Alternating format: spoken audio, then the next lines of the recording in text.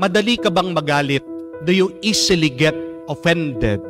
Ano ang magagawa natin para mapigilan natin yung agad-agad tayong naiirita sa ibang tao? Nang pong minsan, meron daw isang kwento tungkol sa isang monghe na nakatira sa monasteryo.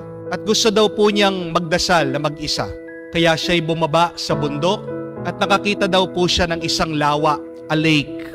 At doon sa lawa, meron pong isang bangka. Kaya naman siya ay sumakay at nagpalaot ng kakaunti doon sa gitna ng lawa para siya ay mag-meditate, magdasal. Sinara po niya ang kanyang mata at habang tahimik siyang nagdarasal, bigla-bigla may narinig po siyang bumangga sa kanyang bangka. At naramdaman daw po nitong monghe yung galit biglang umaakyat papunta sa kanyang ulo. Nararamdaman nitong monghe, paunti-unti nag-iinit ang kanyang tenga. Bubuksan na niya ang kanyang bibig. Sisigaw na siya, sasabihin niya doon sa bangkero, doon sa kabilang bangka, na napakawalang iya niya. Wala siyang konsiderasyon. Hindi ba niya nakikita na siya ay nagdarasal? Bakit babanggain niya yung kanyang bangka?